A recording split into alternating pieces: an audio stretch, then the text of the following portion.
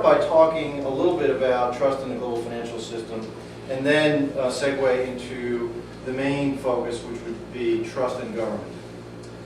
So I presented a paper in January in Madrid on the global financial crisis and trust. And there's a lot of interesting and emerging literature on that. Much of the issues you read about in the paper as the crisis unfolded.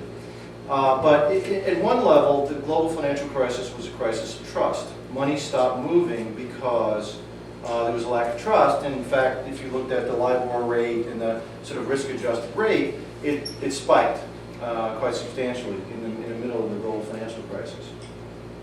My point of view on that is that the global financial system was untrustworthy. There were so many flaws in the system, and this is really when we talk about global financial system and government, we're talking really about system trust, which is different than interpersonal trust. And the model I developed is a fairly robust model that allows us to talk about trust across different domains, but the variables change. So for example, you can't get to know the air traffic controller that lands your plane. You really can't get to know most of the government. And so it's a system trust, and you look at rather distant cues to assess trust. But when you deal with trust with a person, you can get to know the person and establish a relationship and communicate and assess trustworthiness. So we tend to different variables depending on whether we're talking about interpersonal trust, group trust, organizational trust, or system trust. So when we think about the global financial system, a couple of examples of why the system was unstable and untrustworthy. The credit default swaps market, which was about 2 times the size of the stock market, about $44 trillion, was completely unregulated. The incentive schemes in many of the financial institutions absolutely rewarded high risk-taking strategies to generate growth.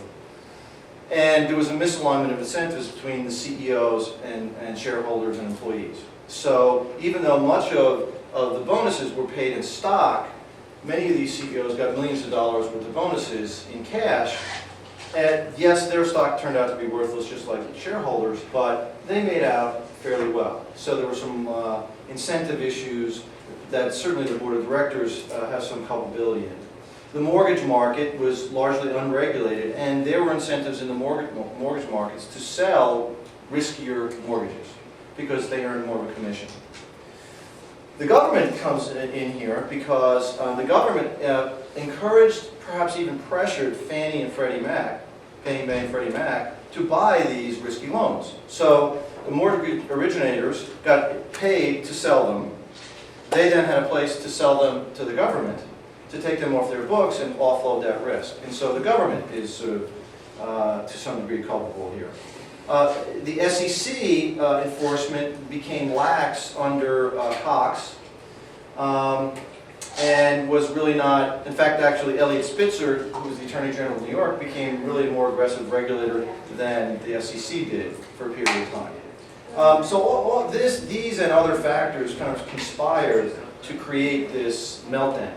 And another piece here is that the government allowed these financial firms to lever themselves significantly and made exceptions to allow that to happen. The other piece here is the off-balance sheet shenanigans that were going on in Enron were never really corrected and continued really. So this is why many of these banks were sold at a fraction of what their balance sheet said they should have been sold for, because a lot of the liabilities were sort of off-balance sheet. So it's interesting, in all of this, and by the way, lots of CEOs lost their job. The Bank of America has a new CEO, UBS, Credit Suisse, Citibank, so there was certainly some accountability in some sense among corporations, and some even went bankrupt. And many of these CEOs lost millions of dollars in stock options. But the conversation that's really not happening is how the government largely caused this crisis. That conversation is being sort of muted, and you can understand why that might be the case. It's difficult for a CEO. It would be difficult for Lloyd Blankfein to go in front of Congress and talk about how it's the government's fault.